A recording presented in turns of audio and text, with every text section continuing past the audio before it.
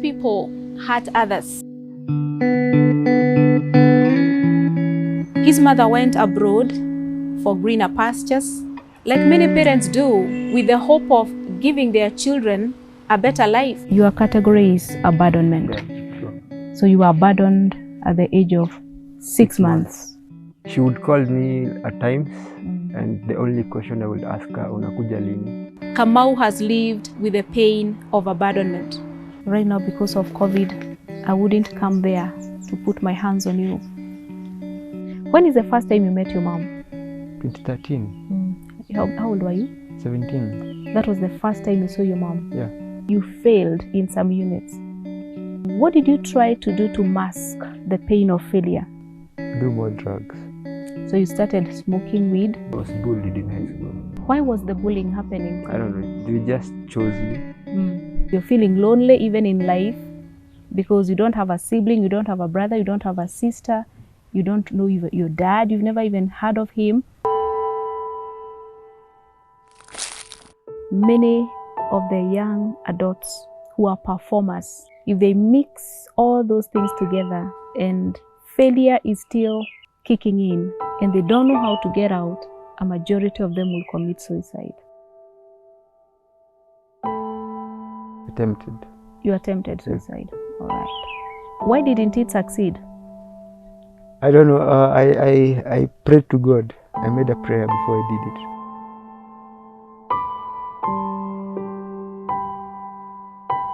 Luckily, at that moment when I had planned it, somebody was there. I tried twice actually. The first time was pills overdose. It affected my eyes for some time, but I didn't die.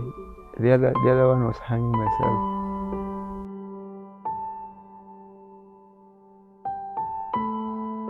I don't want to carry this pain anymore.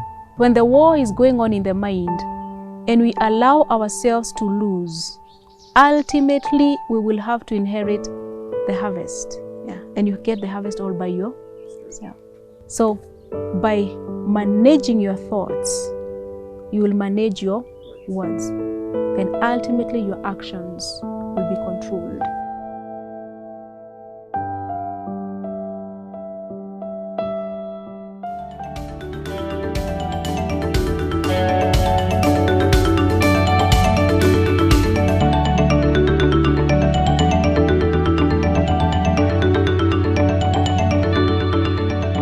Welcome back. We are here once again with my client Kamau. This time we want to process some of his beliefs. We want to analyze them. We want to see where they came from probably, and then deal with the situations that were behind the beliefs. And then we are going to shift his mind a little bit to form a completely new belief, because the situations are already past. So now he can begin to look at the situation differently to attract a new feeling. Once the belief is changed, he will begin to feel totally different. The situation will not change, but he will change the way he feels about the situation. So that is what we want to do. And as I said earlier, we can only inject truth into our thoughts so that we have beliefs that are in line with truth, because truth doesn't change. If something is true now, it will always be true. So we are better off when our beliefs are based on truth and not facts, because facts can change. So welcome back, Kamau. Thank you. So I want to give you first of all a cycle so that you begin to see how sometimes we can sabotage ourselves after experiencing something, and then we perceived it in a particular way, and then we formed a belief out of how we perceived the situation, and then as a result of the belief we build expectations similar to what we have experienced. And then because of the expectations, the next time you are experiencing something similar, you already know what the outcome will be. It's like you are approaching life with already a set mind. You have a mindset that things will always be this way, because the first time it happened this way, the second time it happened this way, even now I know it will be this. And many times because of that expectation, we behave in a particular way to attract that particular outcome. So So we find ourselves going into a cycle of the same experiences every other time, until we get to believe that that is how things are, that this can never change. Let me give you an example. Write the word experience. Let me show you how you do it. Write the word experience up there like that, somewhere in the middle, in the middle of the page, yeah, there. And then draw a line, an arrow like that, and then write the word belief here at the end of that arrow, and then draw another arrow coming down that way in the center. Write the word expectation there, okay, and then draw another arrow coming this way like that. Write the word behavior, and then another arrow going back to experience. All right, you see. So now let's say, for example, now you failed an exam, for example, and then you believed that you're not good in that paper. Let's say, for example, you went to class 1 and you did mathematics and you got a 0%, and then you believed mathematics is hard. So that is a belief already formed out of the experience. It happens automatically. Whenever you go through an experience, you will have a belief out of it. When the expectation is built out of the belief, and you are now beginning to have this expectation that anytime I sit a mathematics test, I will fail. So now the next time you're sitting for that paper, there is a particular behavior that you will already be carrying with you. What could that be? Tension, anxiety, fear, yeah, lack of confidence. So you are restless, self-doubt, yeah. So you carry that with you. So now, as a result of that kind of a behavior, when you are going to sit for that exam, chances of failing are very high. You see. So the first experience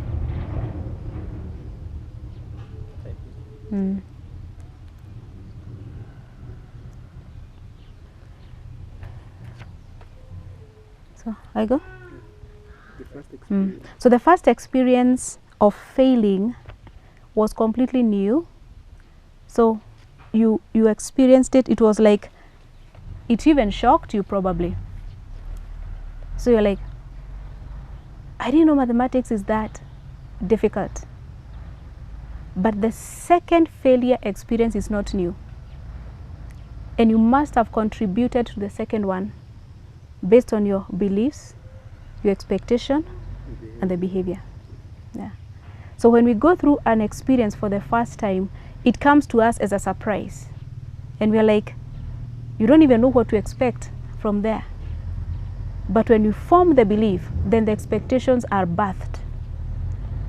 So the next time you're going to do something similar, it is very possible you will carry these expectations with you, and there's a belief that will be formed, not a belief, behavior that will be formed because of the expectations. So the behavior might push you into the same kind of an experience again. So then the second experience is something that you have probably kind of like, you have set yourself for it. So that's how we can sabotage ourselves into the same experiences again and again and again. The same thing if you had, for example, 100% in mathematics, you will believe mathematics is easy, all I'm good in maths. And the expectation will be, I will pass. And the behavior is confidence. You're excited. You'll pass. And chances of passing are very high. So there is a way we can sabotage ourselves, not because of the experience, but because of the belief. Yes. Okay. So to stop the cycle, we have to intercept at the stage of belief. Yeah. So when the beliefs is changed, the experience might remain the same, but you'll begin to see the experience differently. You can draw some positive things out of a very negative situation. Okay. So some of the things that we begin to see in your beliefs here, they fall in that category where something bad happened, you formed a belief, the expectations were there, you started behaving in a particular way, and you found yourself in another experience. And when that became a cycle, then you begin to believe in your mind, in your heart, that this is the way things are. So let's look at your very first statement here. That the most important thing to me is, you said, my life. Yeah, that's what you said. Yeah. So now I want you to write this statement. Again. No, the one I'll tell you now. That the most important things to us attract the greatest battles or attacks from Satan. The most important things to us attract the greatest battles or attacks from Satan. Yeah. Let me give an example to illustrate what that means. That if, for example, I knew that this particular phone is very important to you and I want to hurt you, if I target that phone and destroy it, I will have hurt you. Yeah. So Satan looks for those things that are very important to us. So because life is very important to you, your life is very important to you, he wants to make sure that you don't enjoy that life. So he will keep attacking you from every corner to make sure that this thing you call life, that you're trying to imagine and think of, becomes unlivable. And he might want you to just die. He may want you to even kill yourself, because the most important thing to you is being taken away from you, your life. So for a majority of people, whatever they write as the most important thing in number one, most of them, that is what they're struggling with. So does that apply to you? Yeah. Yeah. Yeah. My life. Your life.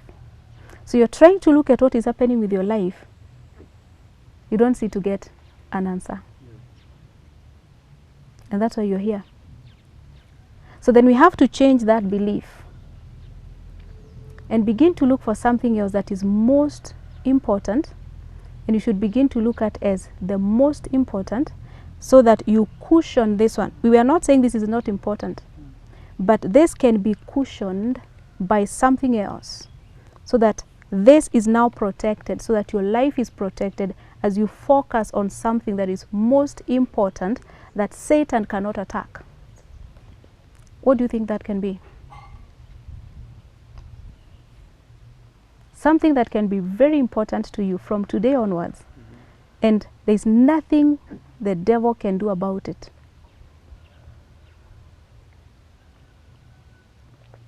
My faith. Yeah. In? God. Yeah. So you can say now, to change that belief and say something like, the most important thing to me is my relationship with God. Now, saying it doesn't make it real. So you have to start working on it until it becomes a reality. It becomes the most important thing to you. So now what will happen is that when your relationship with God becomes the most important thing to you, you'll find yourself pursuing it. It will occupy your mind. It will be the one thing that you can't stop thinking about. And then God himself, who is the giver of life, will now protect your life. And he'll give you the abundant life. So your life will be cushioned. He gave it to you. He can preserve it. He can make it the very best. But when the life he has given you becomes more important than him, then when the devil comes to attack this thing in order to attack you and frustrate you and torture you, God is unable to protect this thing because it has taken his place. Some people say something like, the most important thing to me is my children. And at that time, the things we are dealing with have to do with, oh, my children this, my children that, I'm so stressed out, my daughter this, my daughter that. And the person is saying the most important thing to me is my children. And then I tell them, now you've got to get that changed completely. Begin to pursue a relationship with God so that your children stop taking the position of God in your life. Because if your children are the most important, Satan is attacking them, and by attacking them, he's attacking you. And now you have no peace, you don't know what to do, you're stressed out, you're depressed, and the devil is continuing to pressure your children. Because the more they go crazy and they go wild, the more you get depressed. So he doesn't have to attack you directly. He'll just attack your children. Somebody says the most important thing to me is my peace of mind. And at that time, everything is going crazy all over. They have no peace. And it's the same thing. So long as the enemy can take your peace away from you, he has destroyed you. So peace of mind is more important than the God who gives peace. Yeah? Children become important than the God who gave you the children.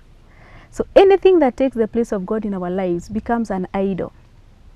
And God hates idols. Yeah. And Satan knows it. And he knows God will never protect an idol. He knows it. We are the ones sometimes who behave as though we don't know. We elevate things up here and we expect God to come and rubber stamp that. So God might make sure this thing gets shaken until we have nothing left, and then we turn to him. When we turn to him fully, he begins to restore everything back. Because now these things will not take his place. We've already positioned ourselves in a way that now he is occupying the first place in our lives. Yeah. So now, how do you establish a relationship with God? Number one, spend time with him. Yeah, write that one down. 3 ways of establishing a relationship with God. So number one is spend time with him. Now, spending time with God doesn't mean taking a break, going to a retreat, also, that kind of, it's a good thing if you can.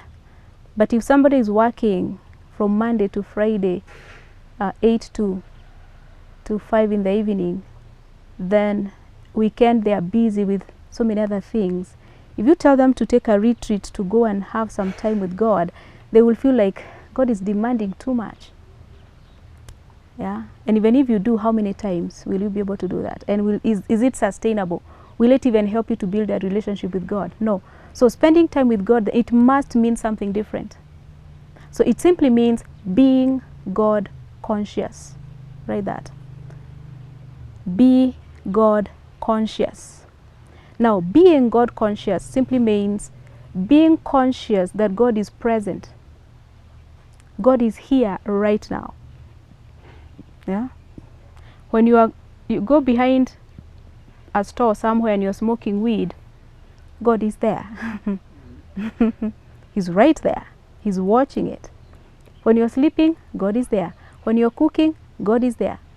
If you're walking to go to whatever you're going to do, looking for a hustle, God is right there walking with you. If only you were conscious that he's there with you. Yeah. So if you become conscious that God is present, God is here with me every minute, every time, then it begins to become a little bit more easier to have a relationship with him.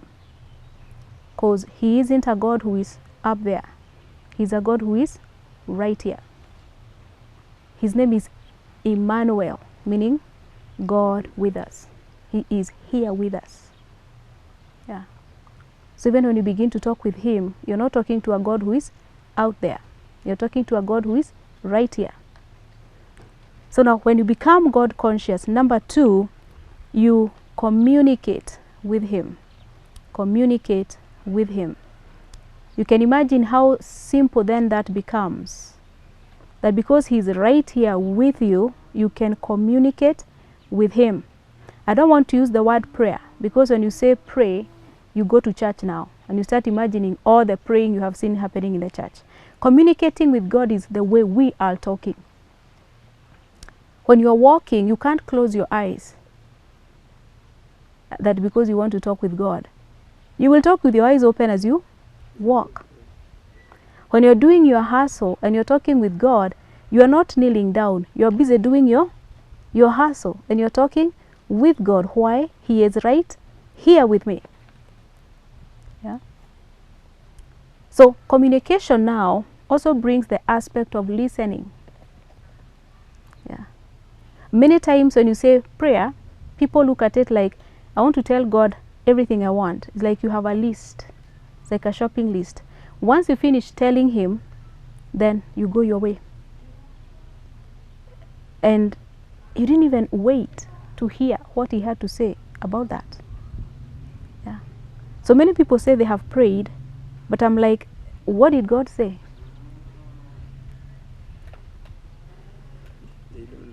A majority of believers, Christians who pray meaningfully, they don't hear. They don't. They have several minutes or several hours to talk. But they don't even have 5 minutes to wait and listen. So in the communication with God, I want you to add something that is called listening. And I want you to concentrate more on the listening. God has no problem hearing. We are the ones who have a problem hearing. When we talk to him, he hears. But when he speaks to us, we don't hear. And then we say, he does not answer prayers these days. We didn't take time to listen. And we have not been trained to listen. It is something you practice doing. You have to consistently practice. And remember, we just talked about the 3 voices that we hear. So if you have taken like 5 minutes talking to God about something, you don't have to say it in 1,000 words if you can say it in 5 words. The Bible says that even before you speak, he already knows. So prayer, when we are talking, it should even take less time. Listening should take much more. Why? We have to filter so many noises to get the particular frequency, spiritual frequency, so that we can hear. So the problem is hearing. Saying we know, listening we don't. So I want you to begin to practice listening. So how do you practice listening? The one thing that I know that helps in silencing the voice of self, because the voice of self interferes a lot with our hearing. The one thing that you can begin to do to silence the voice of self is fasting. Anytime I say fasting to anybody, they look at me like, wait a minute, don't tell me that. And everybody fasts. Even Satanists fast. Muslims fast. Hindus fast. People of all manner of religious affiliations fast for the same reason. And I feel like the Christians sometimes we miss it a little bit, because our God is so present, he's gracious, he's loving, he's caring, he's merciful. So we are spoiled, kind of, I would say so. It's like we are spoiled kids. The others in the other kingdom, they don't experience this. This thing that we experience in our Christian faith, our relationship with God, they don't experience that grace. So when it comes to fasting, they really mean it. It's real business. And they do it for the right reasons. To deny the flesh. Fasting is meant to deny the flesh. Because when the flesh is not denied, the flesh speaks very loudly. The voice of self is as a result of a self that is not denied. When you say somebody is full of themselves, yeah, when you go to God and you're full of yourself, you will not hear.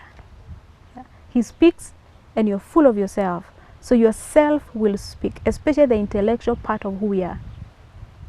It speaks very quickly.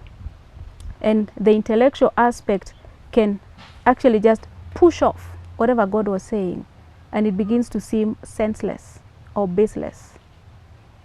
And you're like, that can't be God. That doesn't work. So when you begin to fast, you deny the flesh. It's like you're killing the flesh. You're putting the flesh under control. So there are so many types of fasting that you can do. The first one is called partial fast. So you can write so that you don't forget. Partial fast. This is where you choose that I will take 1 meal in a day, or maybe 2 meals in a day, and I will skip 1. So this is where you have a meal that you're taking and you have some meals that you're not taking.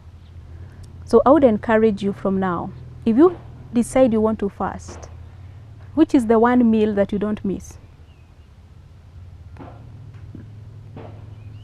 Supper. Okay. So when you decide you want to fast, that should be the meal that you should start missing. So you can take breakfast, take lunch, and miss supper. That is the starting point. So the time that you spend taking supper, spend that time listening to God. And there are several things that can help you listen. Number 1, reading the Bible. That is almost the one correct way of hearing God, because He has revealed Himself in His Word. So when you're not taking supper, sit down with your Bible. If you normally take 30 minutes to eat, take 30 minutes to read your Bible. And then take a few minutes to pray and tell God, I just want to hear you. I don't want anything from you, God. I just want to hear you. Just instruct me on what I should do, which direction I should go. Let me know what's going on in my life. What plans do you have? Speak to me. You know? And then just get your Bible, begin to read, meditate on what you're reading, ask God what this means. What did you mean by saying this? And then take a few minutes and just thank God. Don't ask for anything. Fasting is not meant for us to use to twist God's hand to do something for us. He will do much more than that even if we don't fast. You see? He doesn't have a problem giving us things. He doesn't have a problem with that. He said he's not like our earthly fathers who even know how to give good gifts to their children. He's better off than that. So we are not fasting to lure Him or to push Him or to bribe Him into giving us things or to doing things for us. He has no problem. So when we begin to fast because we want something and we can only get it by fasting, it is the wrong way to approach fasting. We fast to silence the flesh so that even when we are praying to God about that thing, we know His will. He might be saying no to what you're asking for, but you are fasting so that He can give it to you. And He is saying no to it. How will you know He said no? If you didn't hear? You won't. I know you keep praying and fasting, you fast even more, you fast. And He said the very first time it is a no. Oh God, I want to marry this girl. God, please, I want to. You go to fasting and He said, no, not that one. And you continue fasting and fasting. Finally, you decide, God doesn't answer prayer. Let me just marry her. And then later on, you come back to my office. Oh, my marriage. Oh, my wife. It's not working. And then I ask you, was God involved when you're making the decision? I prayed. I even fasted. And what did God say? Did He lead you in that direction? It's true you were attracted to her, but what did you sense in your spirit? Forget about how you felt when you saw her, because that is so much in the flesh. You know, how you felt, it's not a big deal. We feel so many things that are wrong. But when you connected with God in your spirit, did you have a confirmation in you that this is the right direction? And many times people have said no. Yeah. So because you made the decision, then you've got to start seeing how you're going to work it out. You cannot just say, I will divorce. I'm like, let's not talk about divorce. Let's start talking about you making the decision. and getting into that covenant. And God honors covenants. Yeah. You see? So the decisions that you're just about to make in your life will require that you're able to hear God. So the second type of fasting is called normal fast. So normal fast is where you choose, you're not taking any food, but you will take water, juices, or maybe tea, and mostly without milk, because sometimes the milk can make the stomach, feel bad. So no food. So this is where you take a whole day eating nothing till evening, and the times you're supposed to be eating, you spend that time talking to God, listening to God, wanting to hear Him. Yeah, silencing the flesh. That is normal fast. The other one is called dry fast. Dry fast is where you take nothing. Looking at me as if it's impossible. Nothing. No food, no water, nothing. You can only do it for 3 days. Not anymore. Yeah. Don't ever try anything more than 3 days. You can easily die. You cannot stay without water and food for more than 3 days. I mean, it's risky. Even health-wise, it's risky. Now, the normal fast, you can do up to 40 days. You're not taking food, but you're taking water or juice. Anything non-acidic. Anything non-acidic you can do for 40 days comfortably. Well, not comfortably. Not comfortably. For the partial, you can do for whatever number of days. You can even make it your lifestyle, that you only take 1 meal per day. So most of the times when you want to skip 1 meal, skip the important meal. If it is supper, skip that one. If you choose to skip 2 meals, choose the ones that you want to skip and include the important one. So that one you can do for as long as you want. So the purpose is to silence the flesh. Yeah. So that is how you begin to hear God. So that is something you have to practice. Practice that. Number 3, get to know God. That is the step number 3 of building a relationship with God. Get to know God, and the only way to know God is by reading His Word.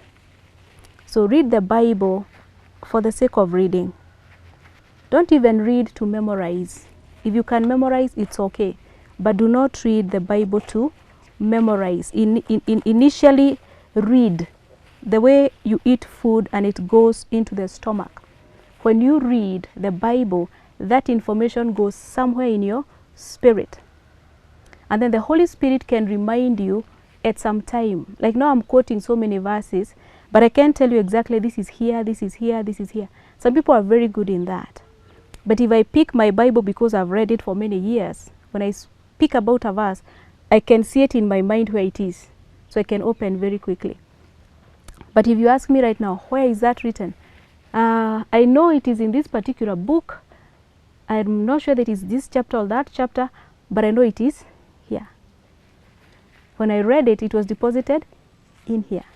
So because it was deposited in here, anytime I need it, because it is already there, the Holy Spirit can just pull it out and bring it into my conscious memory, and I remember it. That is what happened with Jesus when he was being tempted by Satan. He would say, it is written. Satan would say this, and he would say, but it is written. And don't forget, Satan was testing him with words that he knew, Satan knew, are also written. But he was misrepresenting them. And that is happening a lot. There are many preachers who will misinterpret what is written, but because you don't know what is written, you will believe it. Yeah. They are misrepresenting what is written, but you don't even know what is written. Yeah. That is how people are falling into deception. They don't know what is written. So read it. Leave the Holy Spirit to do the work of reminding you. If you have not read it, what will the Holy Spirit remind you? There's nothing. So we are denying him an opportunity to remind us things that should be leading us and directing us in the direction in our lives. And we are denying him that opportunity, even though he's been given to us by God to guide us. But he doesn't even know how to guide us, because the things we are supposed to know so that he can use that information to guide us, we don't know them. You see? So just read your Bible. Just read your Bible. If you don't have one, you tell me. I'll bring you one. You do have one. Good. So now that is how you build a relationship with God. Begin to do it until it becomes a reality. Now let's look at statement number 2. I worry about, you said, uncertainty of tomorrow, stroke broken dreams. I worry about uncertainty of tomorrow, stroke broken dreams. So now we are looking at this word worry, and we want to ask ourselves, how much about tomorrow, or how much about broken dreams can you change by worrying? Not even a bit. Not even a bit. Yep. So worry is a waste of time and energy. If anything, you might find yourself worrying yourself into the same thing you're worried about. You worry so much about getting sick until you get sick. You worry so much about the uncertainty of tomorrow until you are unable to do what you're supposed to do today to make tomorrow better.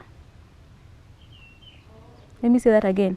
You're so worried about tomorrow that you have spent all that time worrying instead of doing what you should be doing today for a better tomorrow.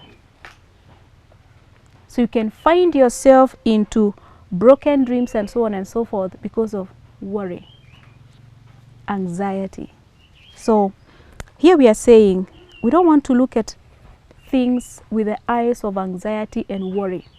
And number one is because we are already building a relationship with God, and we are already having conversations with God. So when you are talking with God, talk to him about your tomorrow, talk to him about broken dreams, but do not worry about them. We want to change the word worry and use the word concern, so that you can say, I am concerned about the uncertainty of tomorrow. I am concerned about broken dreams. And then you can say, but I will talk to God about them. So I will talk to God about the uncertainty that I have about tomorrow, my concerns. I'll talk to God about my concerns. Yeah. I will talk to God about them. Yeah, about them. Yeah.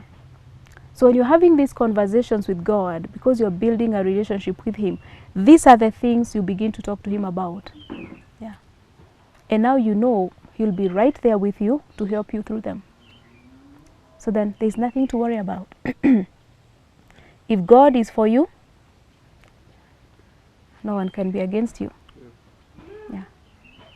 So that is it about worry. So do not worry. Worry will not change anything.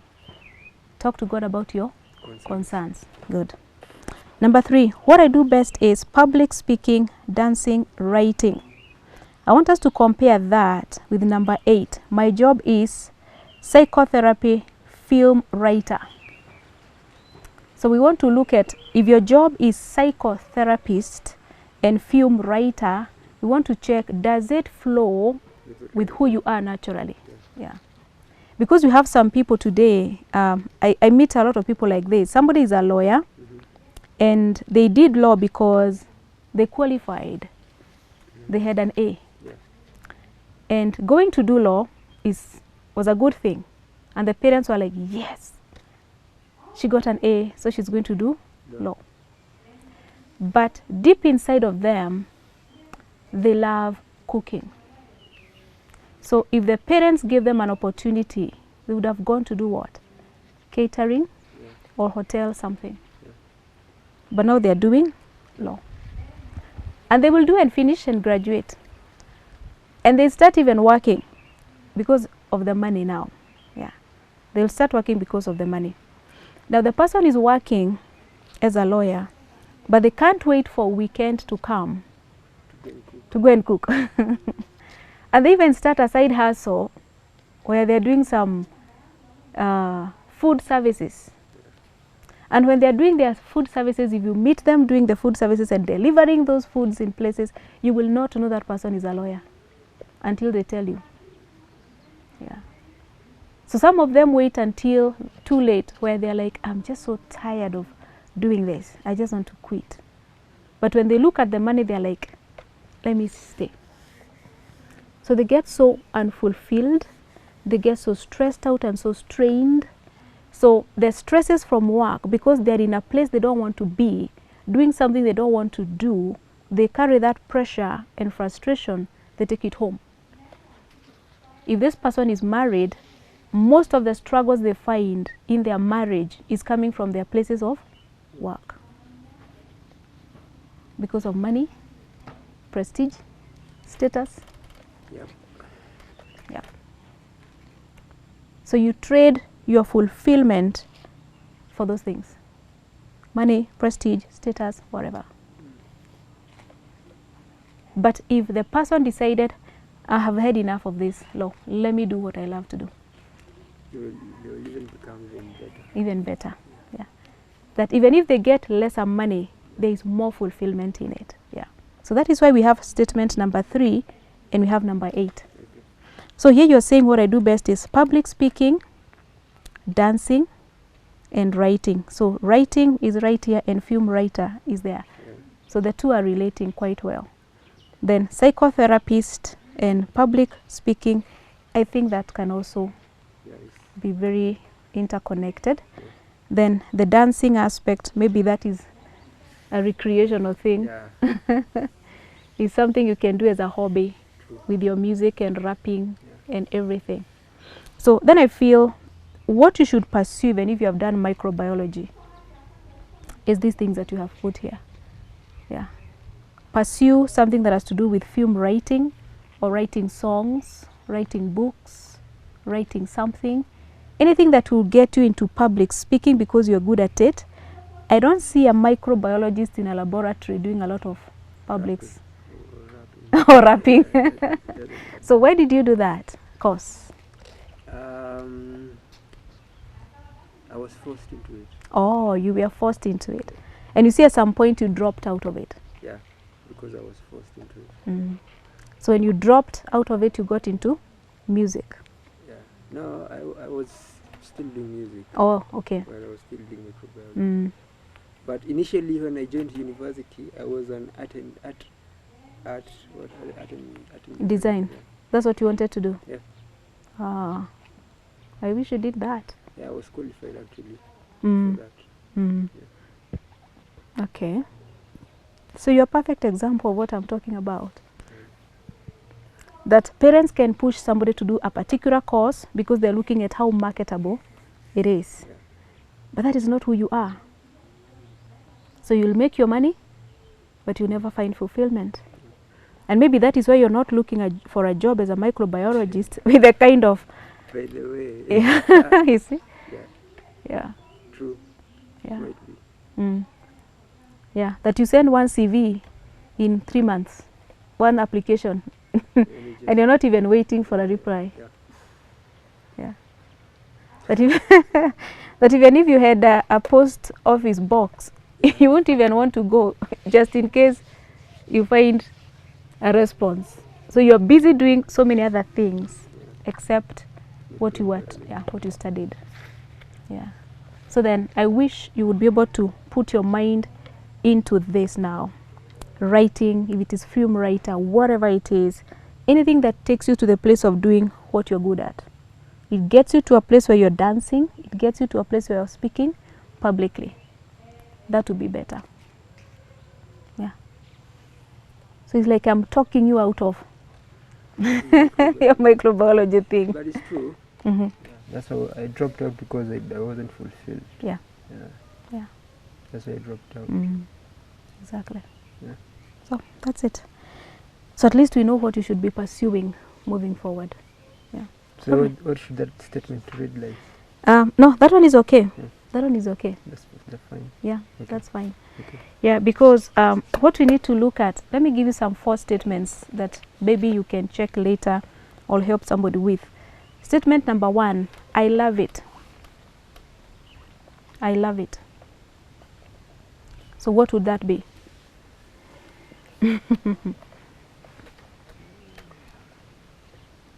Music. Music. Write it.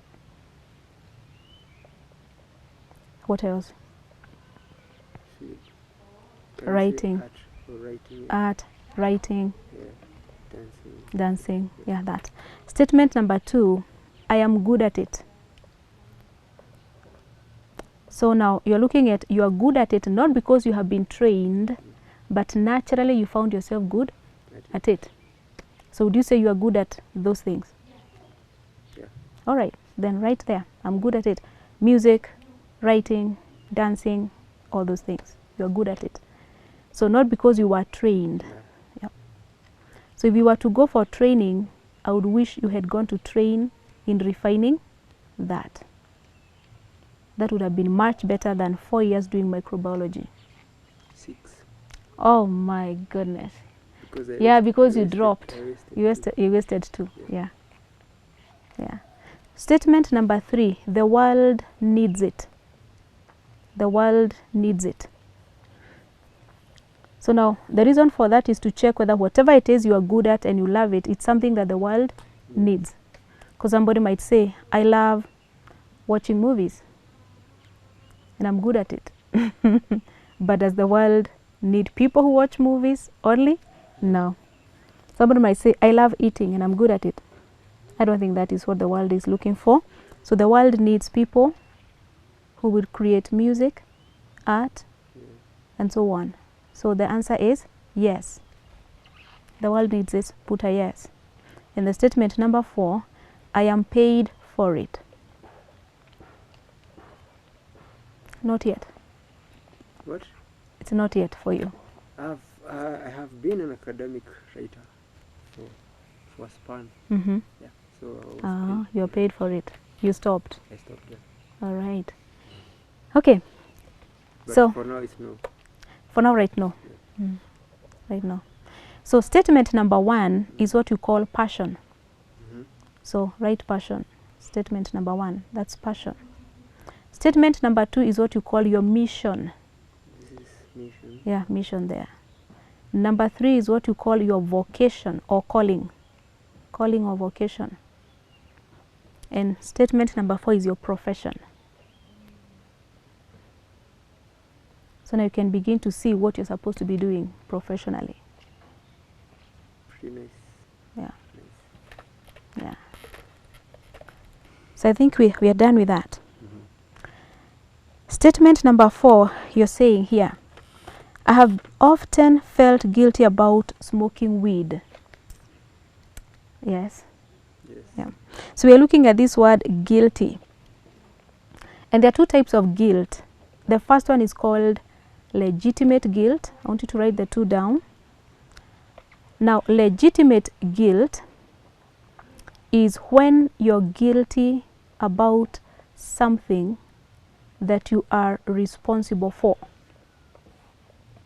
And at the moment, there is still something you can do to make amends. And at this particular time, when you're feeling guilty about this thing you're responsible for, when you're feeling guilty, at that very time, there is something you can do to make amends, to change it, to correct it, but you are not doing it. Yeah. So, smoking weed, you may look at it as a legitimate guilt.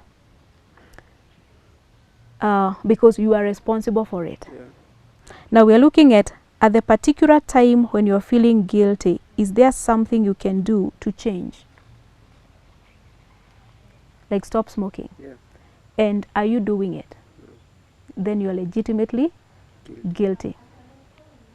Okay. So how do you deal with legitimate guilt? Number 1 is recognize what you need to do. and do it. And number 2, forgive yourself for having failed to do it. This is because you cannot live life with guilt. If you begin to live life with guilt, guilt can lead you to the following things. Number 1, it can lead you to regrets. It can lead you to self-accusation, self-condemnation, self-criticism, shame, even self-hate, and for some people, self-punishment. So if you entertain guilt, you might find yourself destroying yourself because of it. Yeah. So you cannot live your life with guilt. Yeah. So you need to deal with the guilt. So this is a legitimate guilt because you have something you can do to stop and you're not doing it. So recognize what you need to do to stop. And number 2, forgive yourself for having failed, but do not entertain guilt. Yeah. So forgiving yourself is not equivalent to excusing yourself. No. You already know what you should do, so you're not excusing yourself. You want to put some things in place so that you can do what you're supposed to do. But you want to forgive yourself so that you now recover the energies to do what you need to do. And that is the mistake many people make when they criticize somebody, they accuse the person, they make the person feel so bad, and yet they're already accusing themselves for it. So somebody is heaping guilt on top of your guilt. So all the energies that you had to even change is gone. So you're just like, I can't do this thing. Yeah. So you sabotage yourself with your guilt. Now, the second type of guilt is called false guilt. False guilt.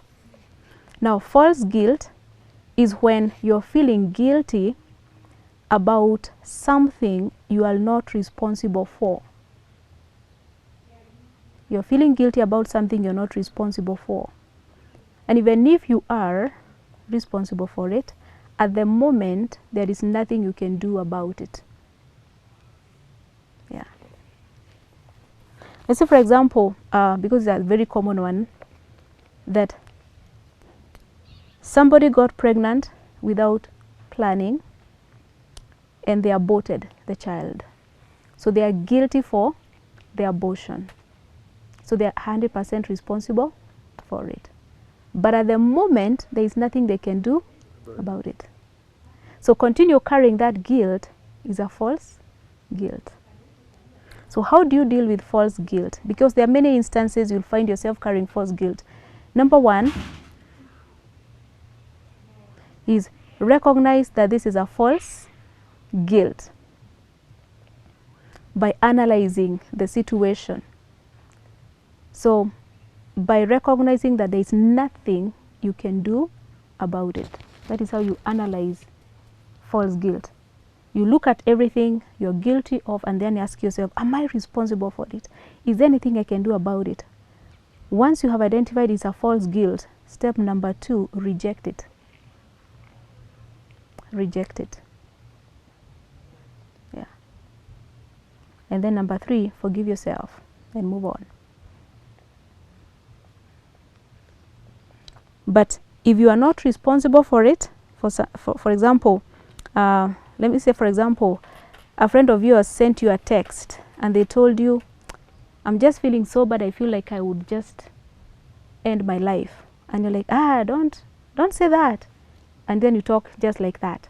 And then tomorrow morning, you hear the person committed suicide. So are you responsible for that? No. You're not. But is it possible to feel guilty? Yeah. You'll be feeling guilty that, I wish I did. But there's nothing you can do. Yes. It wasn't your responsibility in the first place to preserve his life.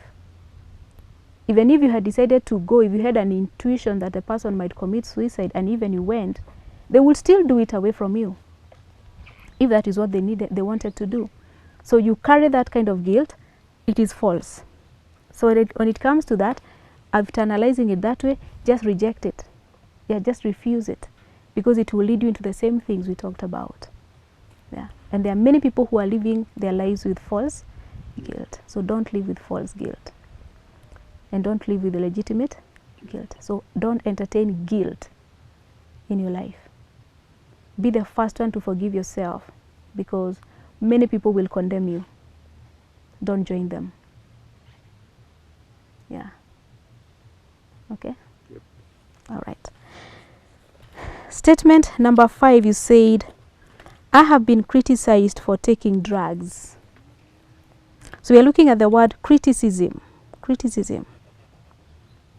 Now, when you're looking at what you're being criticized for, we want to look at some 2 questions that you need to ask yourself first before you even respond. Question number 1, is it true or not? You are giving an answer, true. So that is the first question. So, second question, the person who criticized me, did they do it positively or negatively? Meaning, did they do it because they loved me, they cared, they wanted me to change, they were concerned? Or did they do it to make me feel bad about myself, to guilt trip me into stopping, and so on? So, how did they do it? Positively or negatively? Or both? Negatively, but they cared. But they did it in a negative way. Yeah, but they're doing it for positive reason, but they did it in a negative way. So now, at the point when they criticized you, how did you feel? How did it come to you? Did it come to you like, this person really loves me and they are really caring? Or did it feel like they want me to feel bad for doing it? I felt like I failed. No, they wanted you to feel bad for doing it.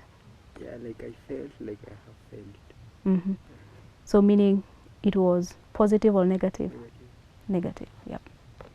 So those are the 2 questions you need to ask yourself first.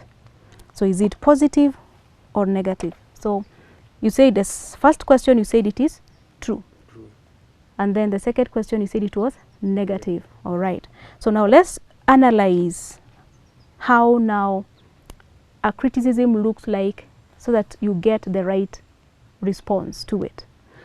There are 4 ways you can analyze a criticism. And I want you to write those things down, because I want you to drill them in your memory, in your mind, so that you keep doing this over and over, so that you know how to respond. So the first way to analyze a criticism is looking at it like, if it is true and positive. That is 1. Number 2, it is true, but the first one I said what? Negative. True and positive. Positive, okay. The second one is true and negative. True and negative. And yours is in the category number 2. Yep. Number 3, it could be negative and true, meaning not true, but the person is saying it in a positive way. And then number 4, it is not true, and the person is saying it negatively. So let's look at number 1. When it is true and the person is saying it in a positive way, mostly that is how God speaks to us. So that is the voice of God, highlighting that area of weakness so that you can change. So your response should be, work on it. So when somebody criticizes you about something, you know completely in your heart, this is very true. And when you listen to them, you can tell they are saying this out of love and care. They are concerned. They don't want to hurt me. They don't want me to feel bad about myself. Then that is the voice of God. He has sent that person to highlight this area of weakness for you to work on it. So your response should be work on it. Start working on it. Yeah. Number 2, when it is true, but the person is saying it in a negative way. Now, mostly that is how Satan uses people. So this is now the voice of Satan, whoever it is, even if it is your best friend or your grandmother. And she said it in a very negative way. That wasn't the voice of God. And why does Satan want to use people? Telling us something that is so true. Why is he so interested? So that we can now rise up and justify ourselves and refuse to change. Did that happen to you? Yeah. That they are saying something completely true, but they're saying it in a negative way. So what did you do? Go worse. You got worse. Yeah. So you justified it and you said, it's my life. Why? Because what the enemy wants you to feel is that if you change, this person will think they changed you. In real sense, it's God. And it is supposed to be God doing it. No? So they will take credit for you having changed. That if I didn't make noise at him, he would not have changed. So you look at them and you spite that. And you're like, I won't change.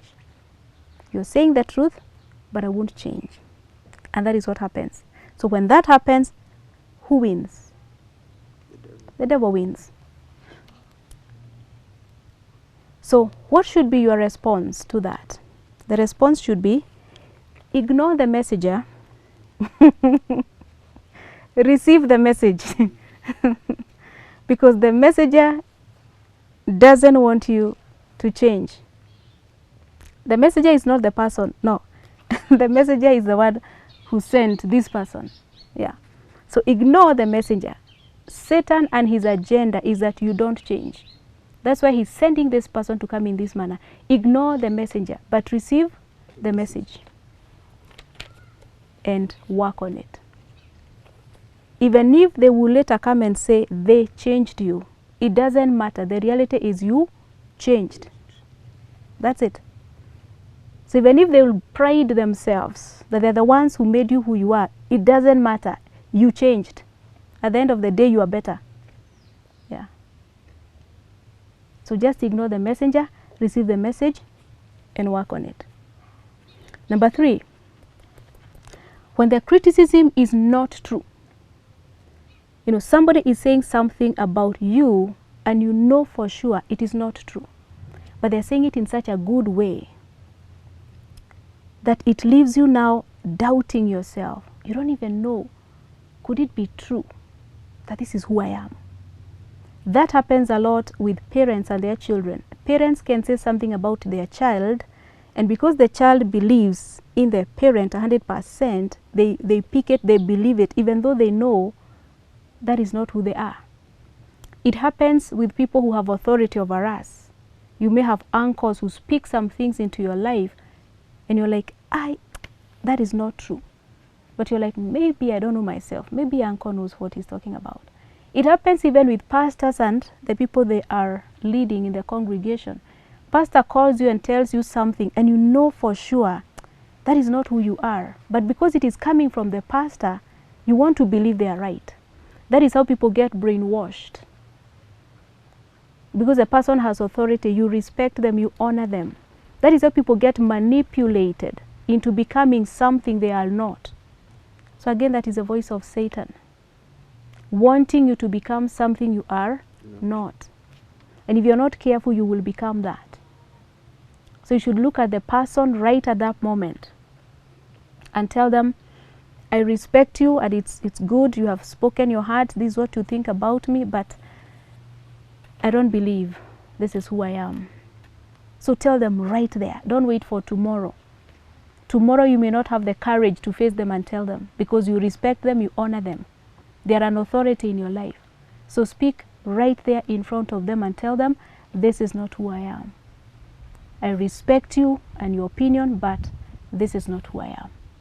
And then the last one if it is not true and the person is saying it in a negative way, that is called direct provocation. That is how Satan now is provoking you, wanting you to respond. And if you respond at that time, you are likely to respond in a nasty way also. That is how people get into in a lot of conflicts, arguing, feuding, and so on. So why is the enemy using somebody to provoke you? So that he can gain access into your life. So don't do it. So what do you do then? Just walk away. Just take a stroll. Just breathe in and out. Let all that emotion go. And then a few hours later, you can come and tell the person, by the way, what you said about me is not true and you know it. And I didn't like it. And I don't like it when you talk those kind of things about me. So do not respond immediately, because the trick of the enemy or the trap is to get you to respond so that you start a fight. You are proving yourself, you want to justify yourself, you want what. There's no need. Just walk away, take your time, then come back and tell the person who you have calmed down, by the way, I didn't like what you said. You know it is not true. That is not who I am. So before you respond to any criticism, look at those 4 things and then pick the correct response. Okay? Yeah. So when we come back, we will carry on with analyzing Kamau's belief statements and trying to change some of those things that needs to be changed. So I hope you'll catch up with us in our next segment as we carry on with this very interesting subject of beliefs.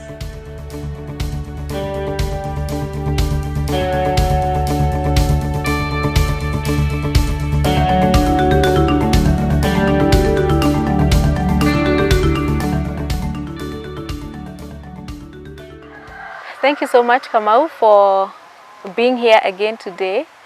So it's a joy to see you once again. You're getting better and better. You look brighter. You look happier. Yeah. What's going on? Life is good. Life is good. It's beginning to change. Yeah. Aha, that's nice. Yeah. It's so good to hear that it's beginning to change, because some people think that change is very difficult. Would you agree with them? It depends. Mm-hmm. It depends. So some areas you have struggled. Yeah, there's struggles, but only if you change your inside, the outside will change. Yeah. So you have discovered that sometimes you've got to change how you think, feel, and then act. Yeah, because when you change what you think, you begin to feel how you think. So if the feelings were those of desperation, then it simply means the thought were in that line of desperation. Yeah. And then you begin to act desperate. Yeah. So that is a key thing. Yeah, keep reminding yourself that. In fact, that has been my mantra for the whole week. Good. Think, feel, then act. Yeah, that's it. Yeah. So today we want to continue with the beliefs. Okay. So let me just talk to those that are watching. If you're watching me, this is the book we are using here. It's Inner Healing, a personal guide for self-help. So the beliefs that we are working on here with Kamau, they are written in this particular book. If you buy the book, you will find all those statements are there, and you'll be able to pick whatever it is that you believe. You will write it down, and then I've also written some of my thoughts regarding those very statements. So they are still here. Those thoughts are here. And those are the very thoughts that I'm sharing with Kamau today, so that he can begin to change how he thinks, because we live our lives based on our beliefs. And our beliefs begin as thoughts. They begin as thoughts. So if there is going to be any transformation, there has to be a change of thinking. So we will carry on from where we stopped last time. And I believe that by the time we are done, a lot of changing will have happened. A lot of change will have happened. And change is a process. It's a process. So you don't stop changing. It's a process. So, and I believe you can agree with me. It's a process. Yeah, true. Yeah. So even after we are done with our sessions, the process of change will Still continue. Yeah. Yeah. Okay. So let's go back to where we stopped last time. We had gone up to the statement number 5. We talked about criticism, and we were able to analyze criticism, and I'm sure you will be using those nuggets to respond, because you'll be criticized in life. So today we want to go to statement number 6. You had said that what makes me angry is being underestimated. That is what makes you angry. So we are looking at this word angry. And what we know about anger is that it's a natural emotion. Anger is a natural emotion. So we cannot run away from it. But it should be under our control. Yes, we should be able to control that emotion called anger. So let me ask you a question. Is there a time in your life when somebody did something to provoke you to anger, but you decided not to respond in anger? Yeah, so many times. Too many times, yeah. So meaning then that it's not every time you are provoked that you should respond in anger. Yeah. The many times you made up a decision that just forget it, just leave it, let it slide. Those many times you were acting on what is called your willpower. Your willpower. What about the few times when you allowed the anger emotion to take a hold of you and you responded based on it? Yeah. Is it because anger was too much for you, or is it because you lost control? I lost control. Yeah. And mostly it's because of the interpretation of whatever has happened. When you perceive something as annoying or upsetting, and then you tell yourself, I won't allow this one to go. I will have to react on this. So whatever happens after that, the consequences, it is not because the person made you angry.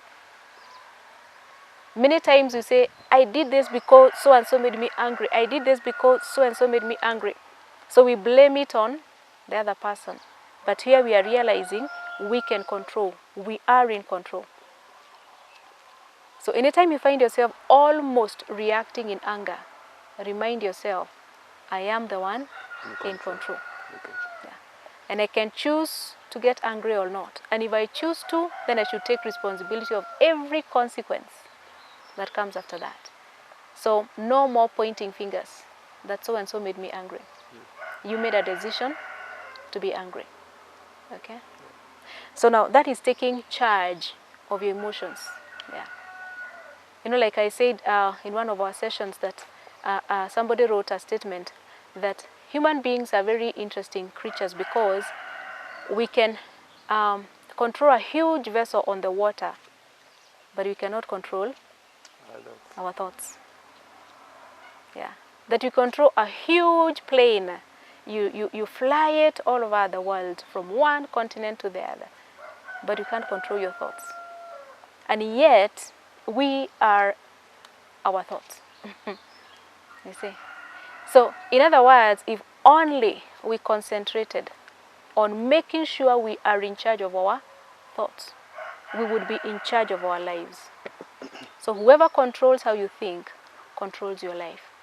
And remember in the introduction in this segment of beliefs, I told you there are two forces that are fighting, and one of them wants to be completely in control of how you think. Satan is not a gentleman. He wants to control how you think. On the other hand, God would have wanted to control how you think, but he decided not to. He gave you that freedom. It's called free will. Yeah, you can choose to use your thoughts the way you want. He's not afraid of how you will think. God is not afraid of your thoughts. Why? Because he has put some laws in place. And when we violate the laws, the consequences are inbuilt. That is how God is. He's clever. He's that clever. That I give you free will. Use your thoughts the way you want to. But behind your way of thinking, there are some laws I have put within the fabric of creation. If you think wrongly, you will attract the consequences. So you'll be beating yourself not me, God, you will do it for yourself. Yeah. So that is why somebody who is wise would want to use their thoughts wisely, make good decisions. So now, the second thing I want us to look in that very statement is that if being underestimated makes you angry, guess what Satan will do every day? Underestimate you. He will make sure you are You underestimated again and again and again. And he will make you an angry man. Yeah. So in other words, if you don't want to meet situations where people are underestimating you, rise above the feelings of anger that comes when you are underestimated. Yeah. Okay. When the demons discover that Kamau is no longer bothered by people who underestimate him, it's no longer working, they will now stop that. They will start looking for what else can we use to get to him. Yeah. So if it bothers you completely that I don't like people underestimating me, begin to rise above that.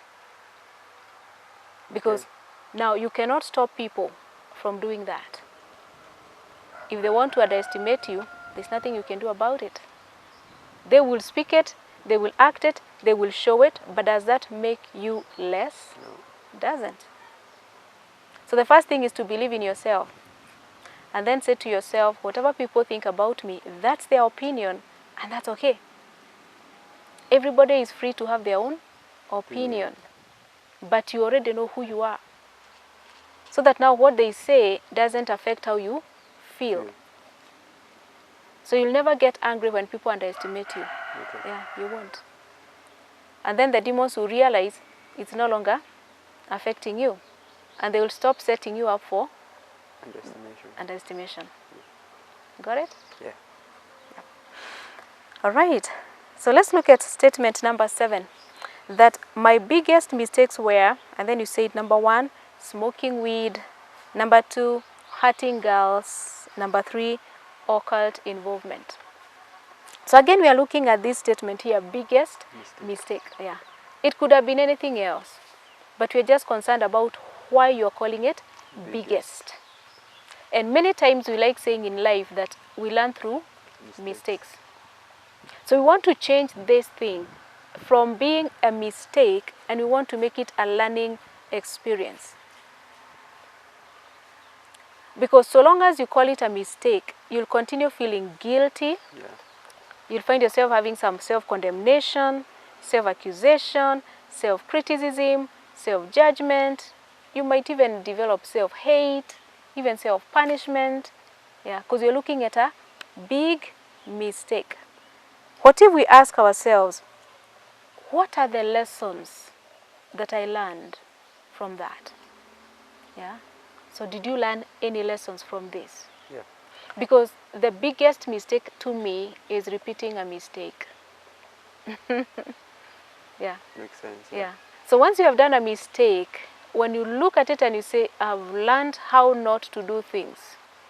Yeah, I did this and it's no longer a mistake, it was a lesson learned. I have learned how not to treat girls. I have learned how not to, and so on and so forth. So when you pick those lessons, then you no longer feel the guilt, the regrets, the shame, the condemnation, and so on. You begin to look at it like lessons learned. So have you learned any lessons from this? Yeah. For example, smoking weed. What lessons have you learned from that? None. None. You haven't learned any? So you can continue smoking? Yeah, like I've been rejected because of it. I've been criticized because of it. Yeah. These are the lessons. Yeah. So meaning, you know very well that if I continue smoking weed and taking drugs, I risk being rejected, being looked down upon, being condemned, and so on and so forth. And it hurts. Yeah. So that's a lesson. So if you can use that lesson, then you will not find yourself going back there. Yeah. How about this other one of hurting girls? Yeah. Did you learn anything? Yeah. Like what? They are humans as well. And they deserve respect. They deserve respect. So meaning when you get into a relationship, you'll begin to look at that girl differently. Yeah, totally different. Yeah, good. And the other one, occult involvement. Yeah. So what did you learn from that? That no matter what, occultic powers are temporary, and God's power It's forever. permanent, Yeah. eternal. Yeah. Yeah, because when you got involved in the occultic things, they were giving you some temporary hype, True. you know, Yeah. and you'd feel like you are on top of the world, but it wouldn't last long. But since you stopped doing those occultic things and you started looking up to God for who He is, your creator, you started feeling some balance. And knowing that God is always present and His power is always there, you can access it anytime. Yeah. And it is a power that operates within us. You know, we have the image of God within us. We have a part of who God is within us. We are spirits, just like He is. So, and we can connect with Him, spirit to spirit. Yeah.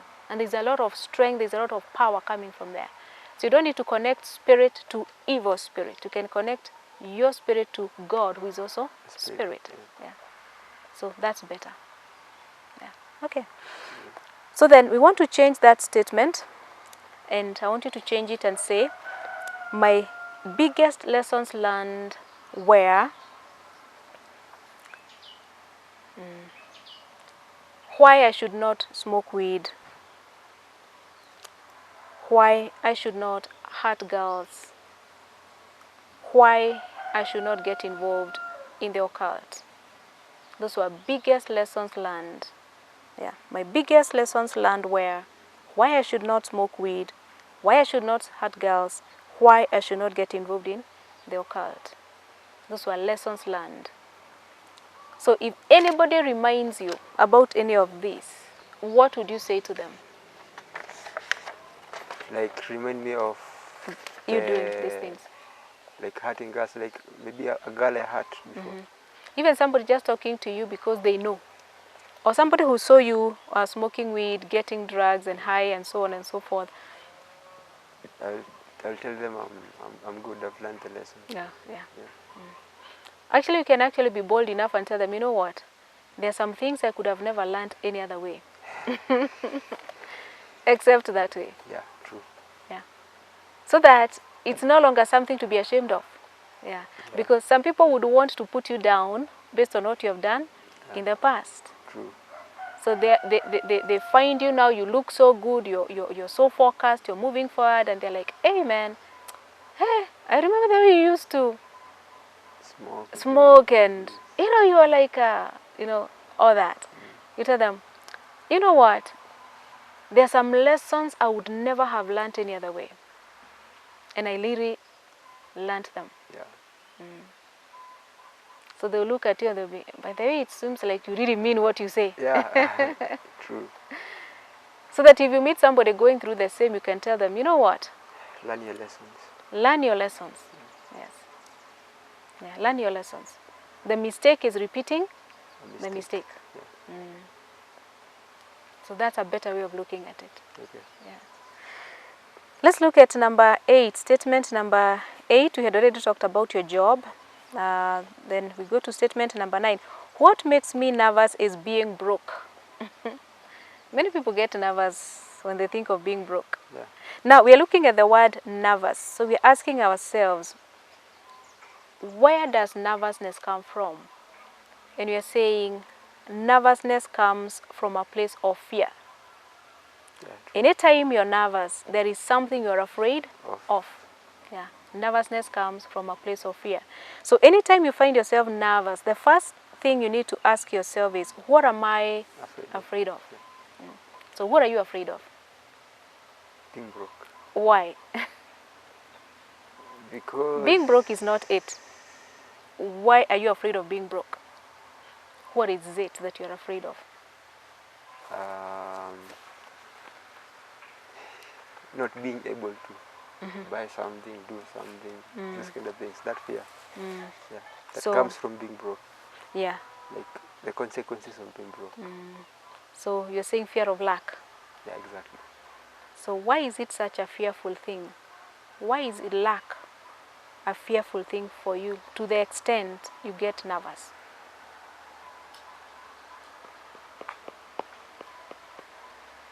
Because I know lacking hurts.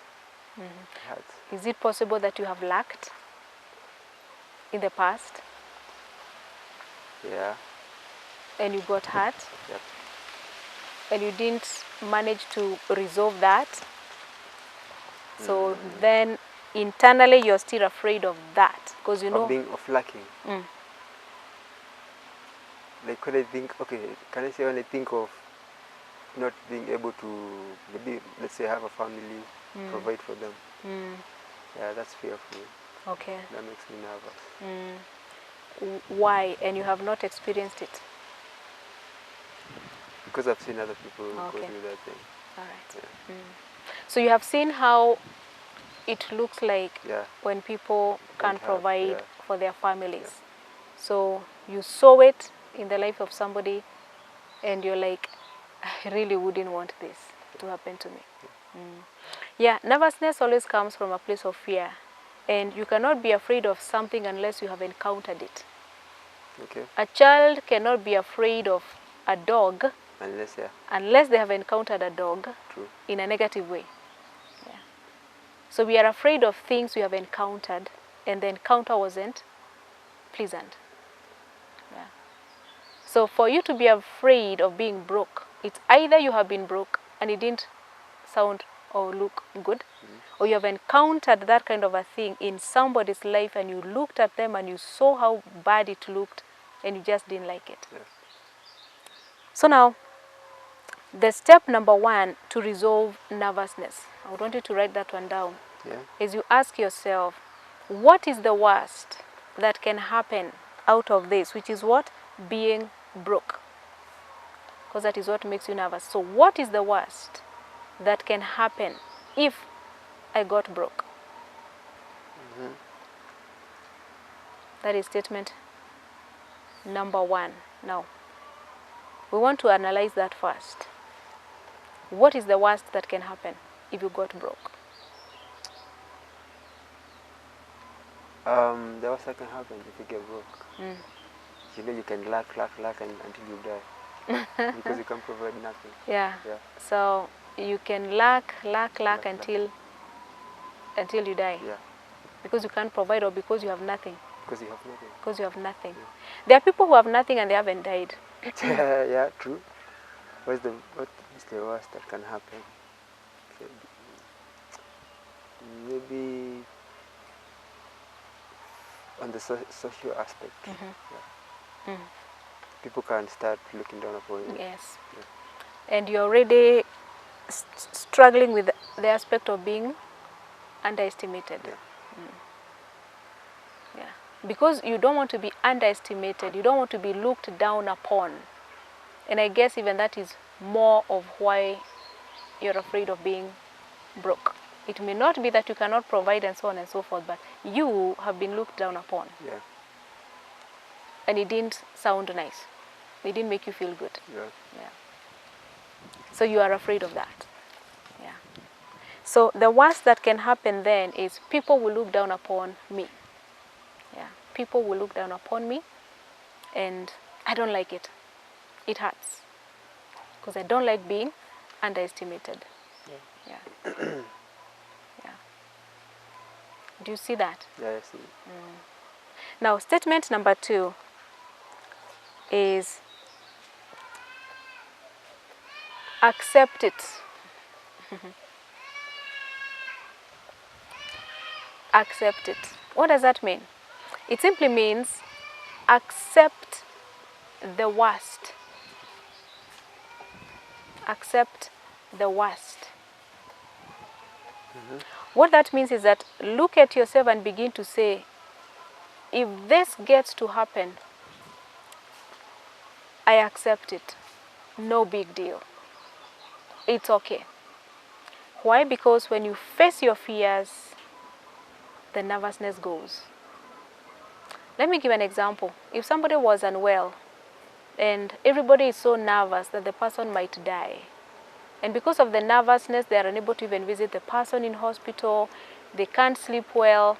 They're not eating well. They're just so troubled in their spirits because they're just afraid. What if the person dies?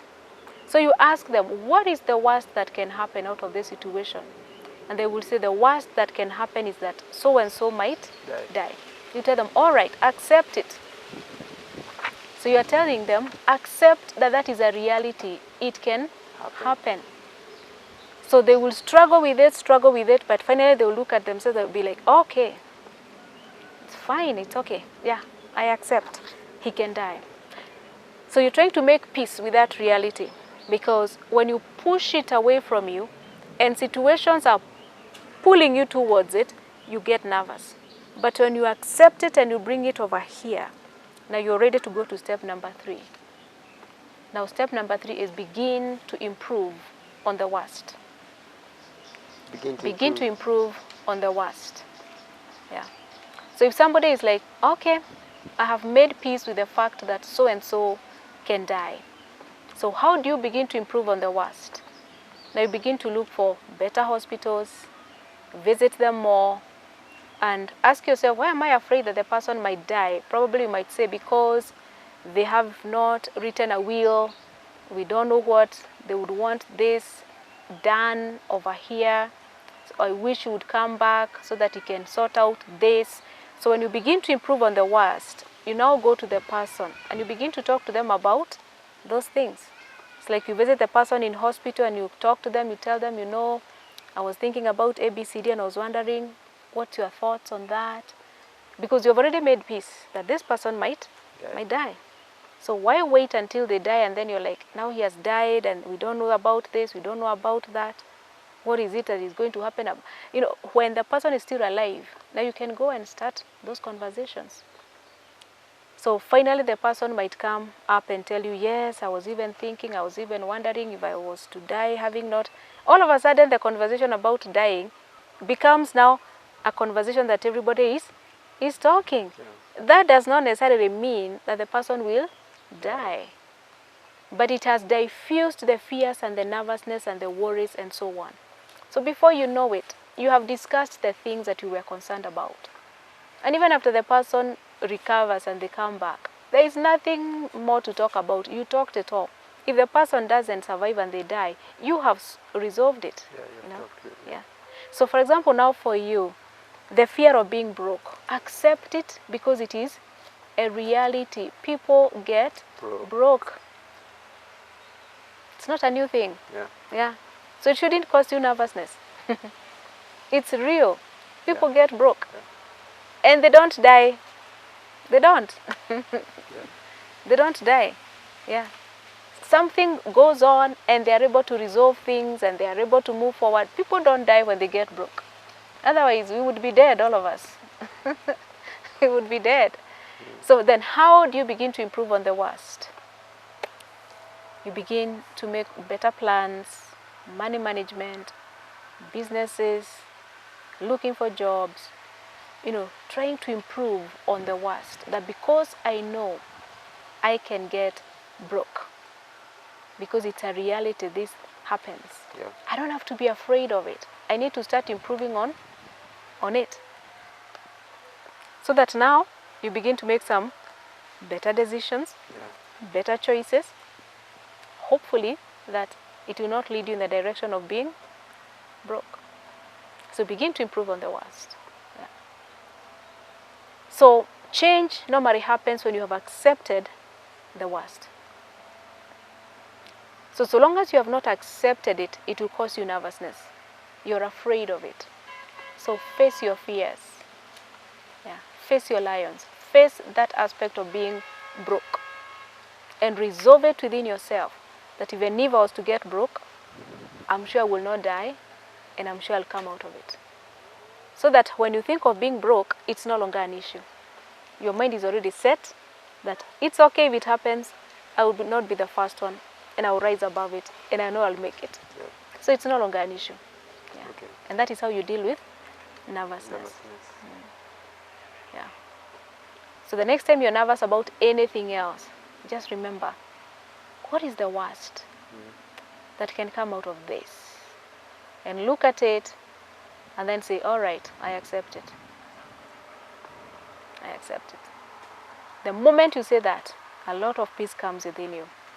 And then you say, okay, fine. What can I do to avoid getting in that direction? Yeah. Now you'll be able to think without fear, without nervousness. Yeah. Okay. All right. Let's look at number 10. That my personality would be better if I was more godly. My personality would be better if I was more godly. Let's compare that with statement number 18. Statement number 18 says, I would be better liked if I stopped smoking and drinking. It's a connection. Yes. Yeah. So these are two statements that people normally confuse and they think it's the same thing. Yeah. The first one, we are talking about a personality. Yeah. Now, a personality is the person that you are happy with. It is the you that you are busy building, and you are happy with you, or you're not happy with you. That is the you that you will live with for the rest of your life. And you are responsible for building that personality. Okay. Now, some people are busy building a personality with the motive and the intention of being better liked. Okay. You get it? Yeah. For example, that people will like you better if you stopped smoking and drinking. How sure are you that people will like you better? How sure are you? Yeah. Maybe some people like you when you're drunk and smoking because that's exactly what they also do. Yeah. Or they even think somebody who smokes and drinks is cool. So when you stop, they're like, It's not cool. what's wrong with you? I mean, why are you stopping? What's... You see? Yeah. So when you're building a personality, do it for you. Yeah.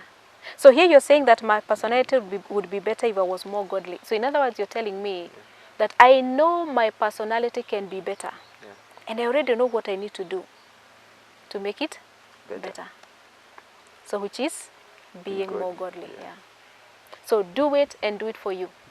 Don't do it for anybody. Yeah. Yeah. So the aspect of being better liked is a waste of time and energy. You can never be liked by everybody. Yeah. When you read the story of Jesus Christ, he did so many good things. And he was hated by so many. Yeah. Yeah. So never ever do something with the hope and the expectation of being liked. Yeah. So if you're okay with it, if it makes you feel good about yourself, then do it. Yeah. If it is the right thing, and it makes you feel good about it, you're not hurting anybody, you're not embarrassing yourself and so on, you're feeling good about it, then do it. Build a personality that you will be happy to present to the world. Because the world will receive you the way you present yourself to them. People will begin to relate with you the way you present yourself to them. So come up with the very best version of yourself. Not for anybody, but for you. So that you are confident, you feel good about yourself, your self-worth is right in place. Just do the very best you can for you. And the world will have no choice but to receive you as such. Okay. And if they don't, it's up to them.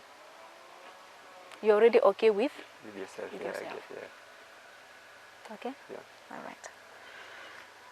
Let's look at number 11. And we will connect that with number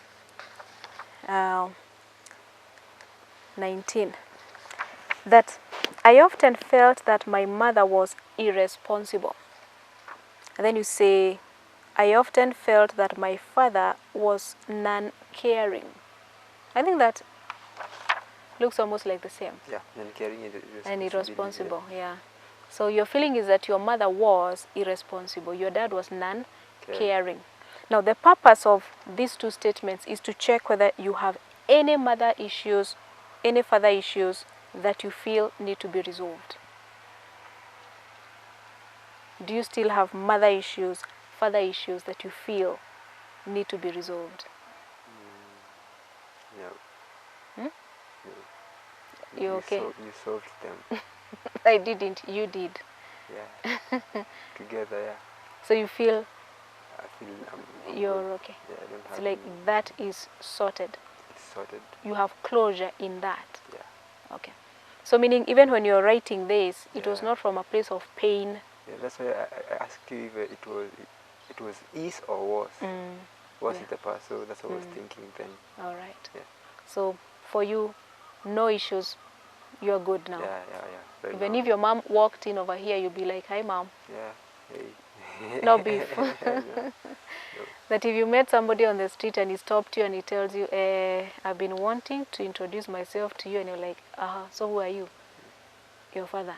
How would you respond? I'll be like, okay. All I'll right. probably take the phone number, then go. And then go. Yeah. Okay. All right. I think that's fine. That's all we wanted to see. Okay. Yeah. So that if there was anything remaining, we would have gone back there and check whatever it is that is left. And then we get more healing into that. Okay. So you feel you're okay? I feel good. All right. Yeah. So, all right. Let's look at number 12. Number 12, that Jesus Christ is, you said, Lord and Savior. So what's the meaning of that? He's our Savior and He's our Lord. Yeah. So our Almighty. Okay. Personally, mine. Mine. Okay. Mine, yeah. So in other words, when you hear the word Jesus Christ, you don't think of a philosophical guy who lived and walked on earth, who did some miracles and lied to a few people and stuff like that. You're like, no, this guy is who he said he was, the Son of God. Yeah.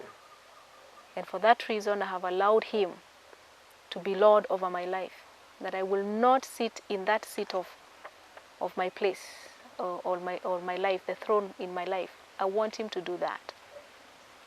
So what that means is that when you think about God, what comes to your mind is a relationship with God through Jesus Christ. Yeah.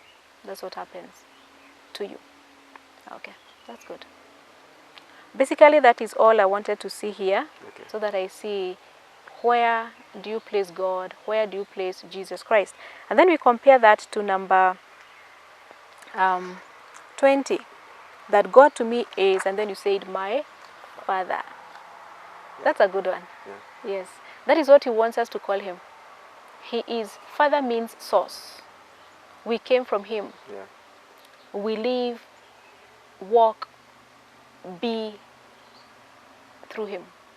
It is in him we live, we walk, we have our being. Yeah. He's our source. So your Father was meant to bring out an image of who God is. Fathers, basically, that's what they're supposed to be. They're supposed to show their children who God is. Yeah. So that children don't have a difficulties in looking up to God as Father. Because people who have had a problem with their fathers, when God comes out saying that he is our Father, they look at their earthly fathers and they don't understand that thing. It becomes very confusing.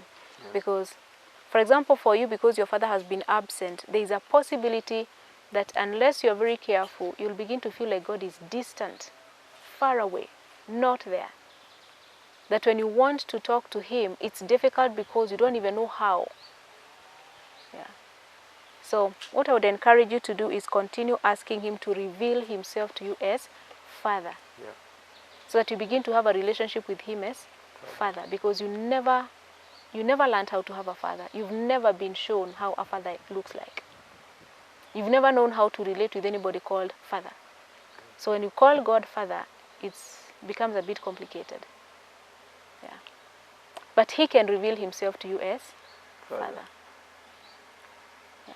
It may take time, it might be difficult, but you pursue that, you will get there. Because you may have it in your head, but it doesn't feel that way inside. Because you don't know how a father looks like. Yeah. So ask him, because I've seen here you have said prayer is a conversation with God, and I like that, because that is what prayer is. Yeah. Prayer is not a religious exercise. No. Prayer is supposed to be our way of communicating with God. It's a conversation with God. So the next time you are talking with God, talk to him as a father. And even tell him, I don't know how to relate with you as a father. I have no idea how fathers look like. I don't have no idea how people relate with fathers. So reveal yourself to me as a father. Teach me how to relate with you as a father. Converse with God. Talk with him. And we had said in statement number 1 that conversations with God is not just you talking, it also involves you listening. Like the way we are doing here. Yeah. There is a moment when I talk and there's a moment when you respond. Yeah.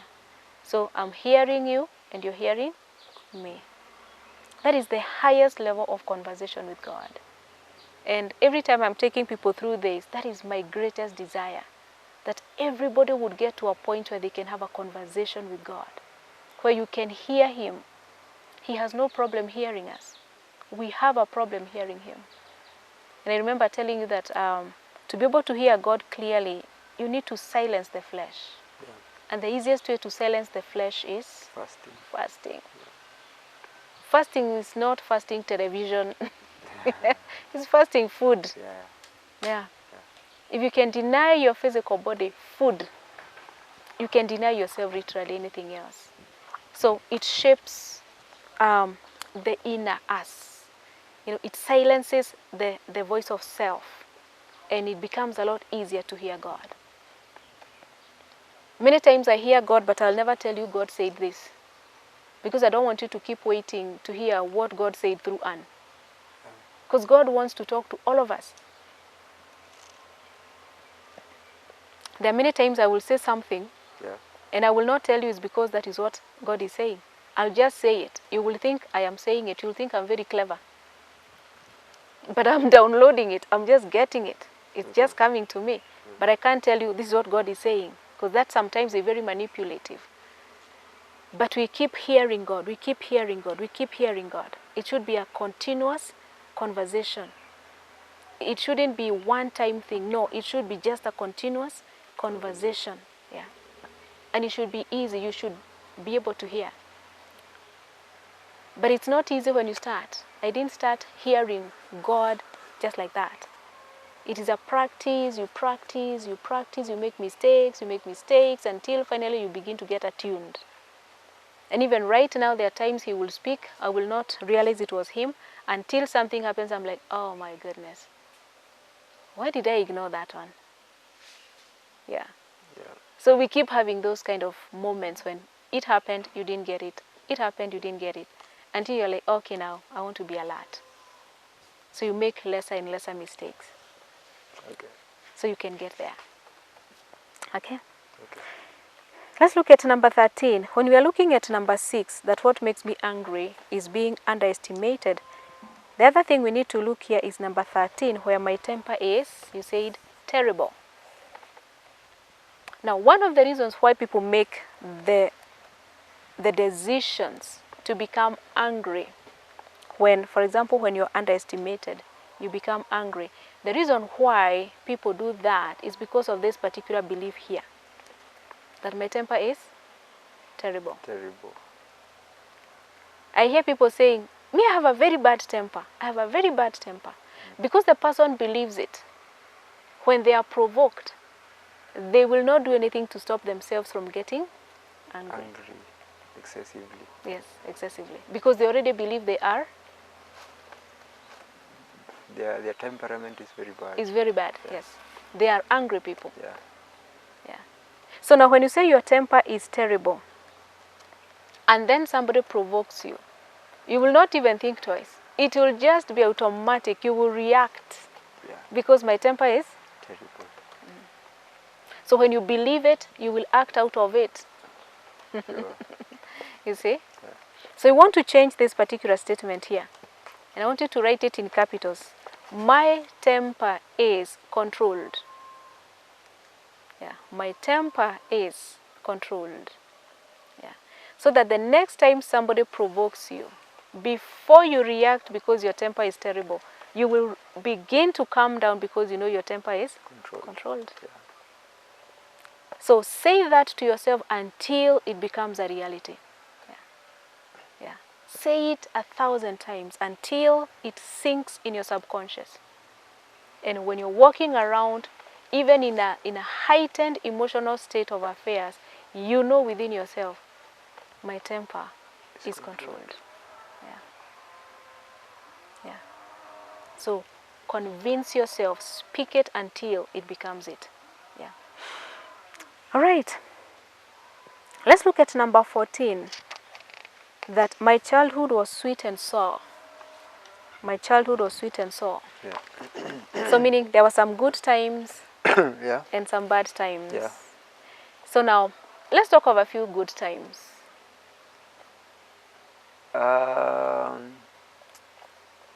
Visiting people, yeah, this kind of thing. Mm. Yeah. And the fact that I never lacked. Mm-hmm. Yeah. Mm-hmm. The material things. Material things. Yeah, clothes. Anything money else? Here and there. Food. Yeah. Okay. Yeah.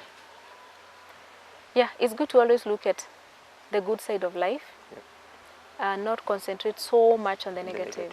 Yeah. Because when you concentrate on the negative, the feelings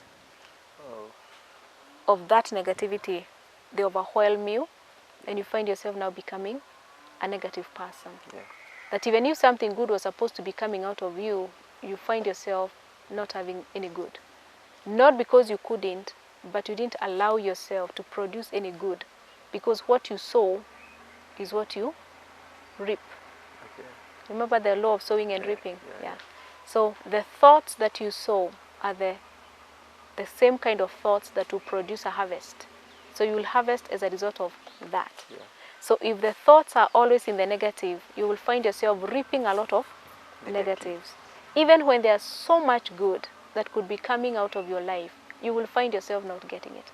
So people who look on the positive, they will begin to wonder, why is this guy just seeing the negative? Why, I wish I even had a little bit of what he has. Yeah. You will meet people with so much good in them, but they're complaining like they have nothing. It's because their mind has concentrated on the negative. People are growing old very quickly because their mind is full of the negative. Negativity drains life. It saps life out of us. So you want to remain young and looking vibrant.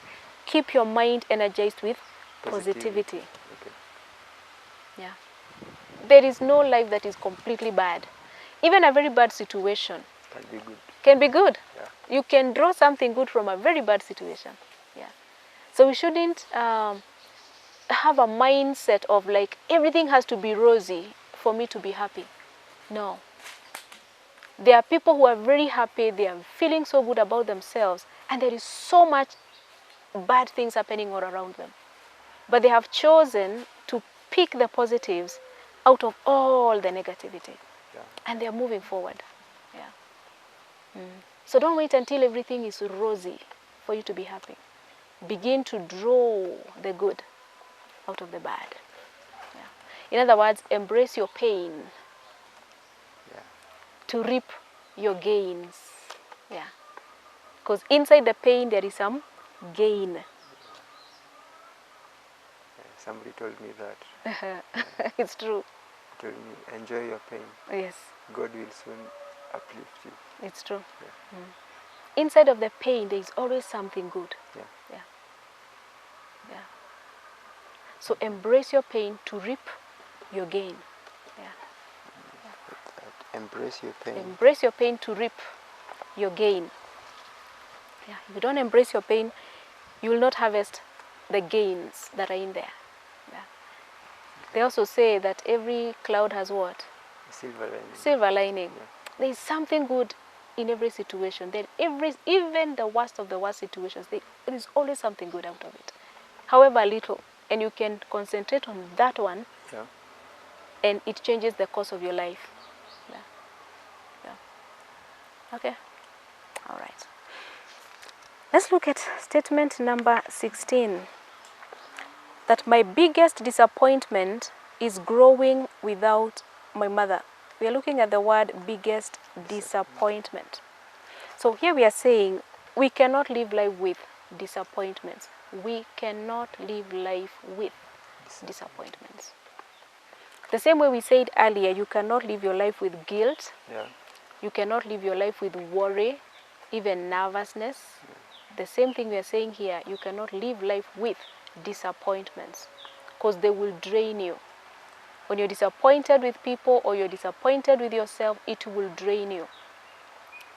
So the first thing that you look for here is, who am I disappointed with?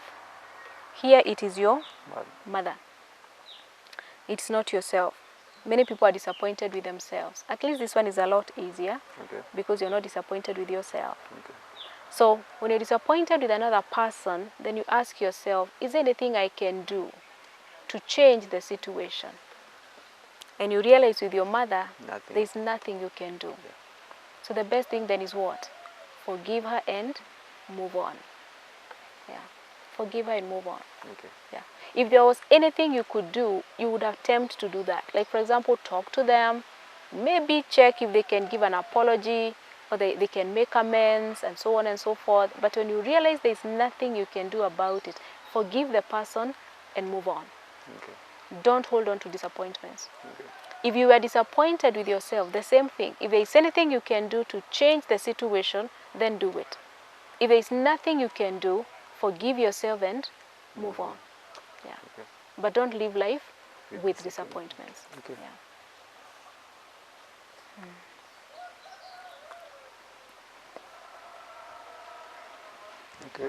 So let's look at number 17.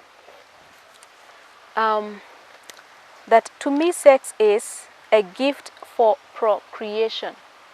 That's according to you? Yeah, according to me. Yes. Yeah. All right. Well, that's just a part of it, because in the next session I want us to continue with the rest of the beliefs here. Yeah. And you can begin to see that these are statements that you have lived your life with them. You know, this didn't happen overnight. No. It's as a result of many years of seeing things in a particular way and coming up with beliefs. You remember the cycle we did? Yeah. That you go through an experience, Then you form a belief, expectations, and then behavior. Yeah. And then the behavior can lead you to yet another experience. Yeah. So when that cycle becomes complete, then life is habitual. Yeah. Life is habitual. Yeah. So things begin to go in the same circle through and through and through and through. So the more you experience these things and the more the beliefs continue coming, they are deposited in the subconscious. So then tomorrow, next week, next month, next year, you will not need to think of how to respond to the situation. The response is already in you. Because you experienced such a thing some time back, you responded in a particular way, and you concluded that is how to respond. So when you come into another experience similar, almost similar to that, you will draw the same conclusion and you will respond to it the same way. Yeah, that is how we keep on now sabotaging ourselves with our beliefs year in, year out. And that is who we become, and people see us that way. Yeah. So when we come back, we will continue with these statements. And I'm hoping that those who are watching, that you're following closely. And when you get this particular book, you will find those statements. And you'll be able to see it's in page 89 and page 90. You know, that is where those statements are. So the statements are asking you to give an answer. And then when you look at a few other pages there, I've started explaining the same way I'm explaining to my client here. So you're able to check what it is that you believe and what it is that you can do to change, because we live our lives based on our beliefs. So welcome back to our second segment on these same beliefs, and we will continue from where we have stopped. you.